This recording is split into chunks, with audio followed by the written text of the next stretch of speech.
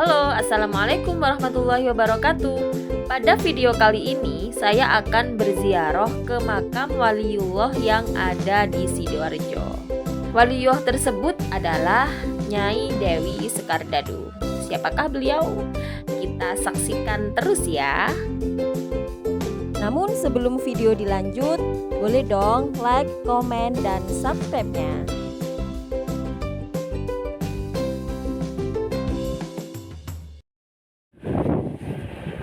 Nah, ini adalah akses jalan menuju ke makam Nyai Dewi Sekardado ya.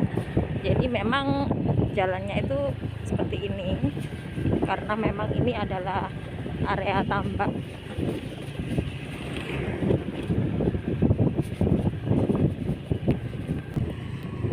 Kalau di shot dari sebelah satunya ini tampaknya masih banyak yang kering.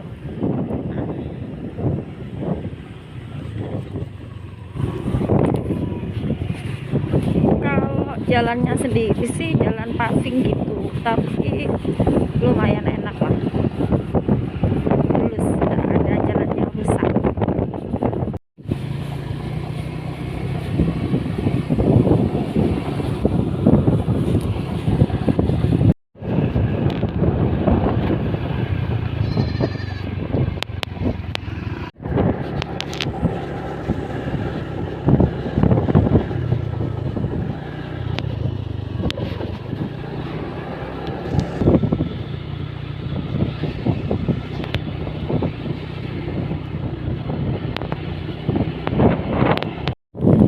Nah, ini udah mendekati makam Nyai Dewi Sekardado ya.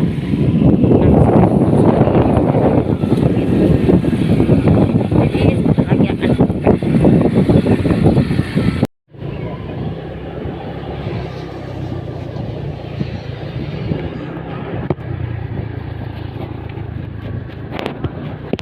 Nah, ini sudah nyampe ya di makam Nyai Dewi Sekardado.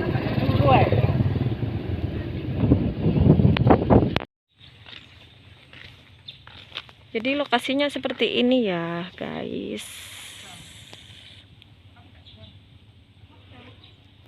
Kita akan ziarah terlebih dahulu.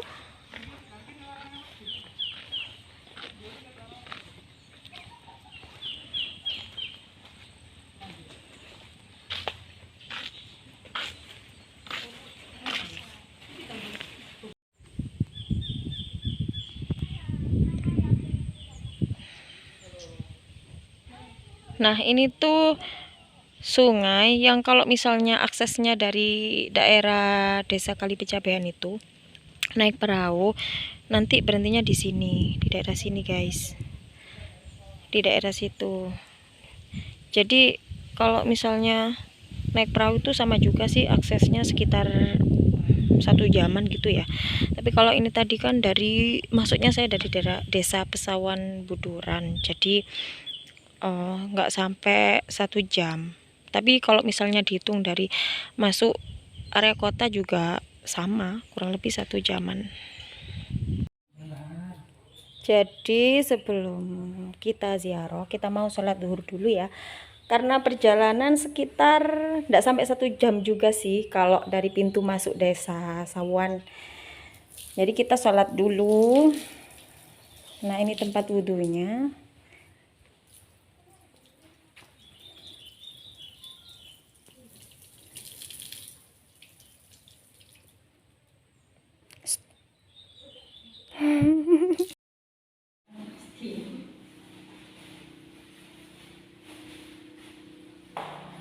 Kita mau sholat sebentar. Ini lagi persiapan sholat ya, sambil nunggu teman saya yang alhamdulillah tadi mau ngantar ke sini, yaitu Pak Jirin, itu yang lagi wudhu. Tadi ke sini ngantar kami bersama keluarganya, istri dan anaknya. Itu masih nunggu di depan makom.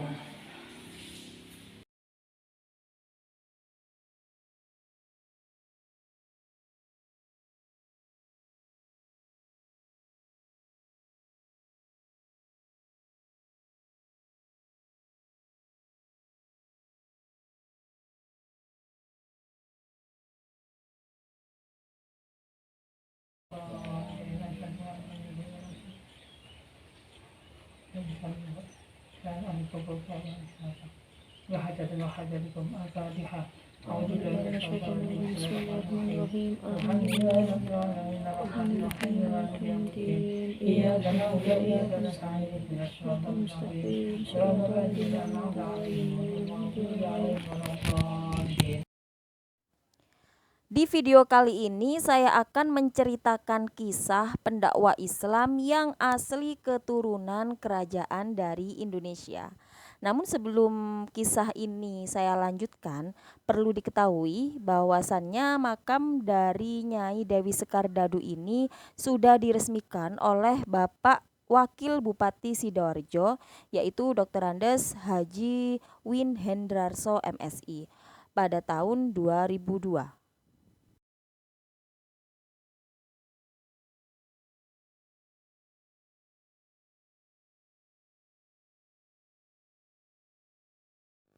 Jadi kisah ini berawal dari Kerajaan Belambangan, sebuah kerajaan yang berasal di ujung timur Pulau Jawa, sekitar awal abad ke-14. Kerajaan Belambangan ini diperintah oleh Raja Menak Sembuyu yang merupakan salah satu keturunan Prabu Hayam Wuruk dari Majapahit. Raja Menak Sembuyu ini memiliki putri yang rupawan yang kemudian diberi nama Dewi Sekardadu. Singkat cerita, ketika putri Dewi Sekardadu ini tumbuh menjadi gadis yang cantik, pintar, lincah, dan mempunyai budi pekerti yang baik, sang putri sakit dan telah banyak tabib tidak bisa menyembuhkan sakit dari sang putri tersebut. Namun ada seorang pemuda tampan yang bernama Maulana Ishak berhasil membantu menyembuhkan putri Dewi Sekardadu yang kemudian oleh Raja Menak Sembuyu diangkat menjadi adipati dan dinikahkan dengan putri Dewi Sekardadu. Pernikahan keduanya sangat bahagia. Namun ketika Nyai Dewi Sekardadu mengandung, sang patih dari Raja Menak Sembuyu ini berhasil menghasut raja dan berhasil juga memisahkan Syekh Maulana Ishak dengan Nyai Dewi Sekardadu dengan cara yang licik. Ketika Nyai Dewi Sekardadu melahirkan, sang bayi pun diculik dan dibuang ke laut yang kemudian ditemukan oleh nahkoda kapal dan diberikan kepada pemilik kapal yaitu Nyi Ageng Pinati. Mengetahui kabar kalau sang putra dibuang di laut, Nyai Dewi Sekardadu ini ikut menumpang salah satu kapal yang akan berlayar ke Surabaya, yang kemudian kapal tersebut dihantam ombak besar hingga kapal itu tenggelam. Tubuh Nyai Dewi Sekardadu akhirnya menetap di daerah itu sampai akhir hayat, yang kemudian daerah tersebut kita kenal dengan Kepitingan atau Ketingan. Kembali ke bayi dari Nyai Sekardadu tersebut, bayi itu oleh Nyi Ageng Pinati diberi nama Joko Samudra karena ditemukannya di tengah laut. Ketika Joko Samudra berusia 11 tahun, Nyi Ageng Pinati ini mengirim Joko Samudra untuk belajar di pesantren Ampel Denta yang pengasuhnya adalah Sunan Ampel. Pada suatu malam, Sunan Ampel ini berkeliling pesantren dan beliau ini menjumpai salah satu santrinya yang memancar cahaya menyilau, yang oleh Sunan Ampel diikat sarungnya sebagai tanda yang pagi harinya Sunan Ampel ini memanggil anak yang sarungnya terikat dan kemudian mencari tahu tentang Joko Samudra kepada Nyai Ageng Pinati. Setelah Sunan Ampel mengetahui asal-usul dari Joko Samudra tersebut, kemudian atas perintah Sunan Ampel, nama Joko Samudra diganti dengan Raden Paku. Ketika Raden Paku berusia 16 tahun, dan Raden Paku pun bersahabat dengan putra Sunan Ampel yang kemudian keduanya ini dikirim oleh Sunan Ampel untuk mendalami ilmu agama di Pasai. Orang yang pertama kali ditemui Raden Paku di Pasai adalah Syekh Maulana Ishak. Sunan Ampel telah menceritakan semuanya, termasuk Syekh Maulana Ishak adalah ayah dari Raden Paku. Nah, pertemuan ayah dan anak ini sangat mengharukan ya. Terlebih Raden Paku tidak mengetahui jelas di mana ibunya berada. Setelah 3 tahun berada di Pasai, dua sahabat tadi disuruh kembali ke tanah air. Maulana Ishak atau Syekh Maulana Ishak membekali keduanya dengan kain putih yang berisi tanah. Dengan pesan, kelak jika ingin mendirikan pesantren, maka carilah tanah yang sama persis dengan tanah yang dibawa dari Pasai. Sesampai di tanah air, Raden Paku disuruh menetap di rumah ibu angkatnya, yaitu Nyi Ageng Pinatih di daerah Gresik, yang sampai pada akhirnya Raden Paku ini izin kepada Nyi Ageng Pinatih untuk mendirikan pesantren di dataran tinggi yang sampai sekarang Raden Paku mendapat julukan Sunan Giri. Meskipun Sunan Giri sudah berjaya dan dihormati masyarakat, namun beliau ini tetap mencari ibu kandungnya yang kemudian dalam semedinya beliau mengetahui bahwa ibu Sunan Giri atau Nyai Dewi Sekardadu ini telah wafat dan dimakamkan di Sidoarjo. Sampai di sini dulu kisah dari Nyai Dewi Sekardadu yang merupakan waliullah yang berasal dari Sidoarjo. Semoga bermanfaat.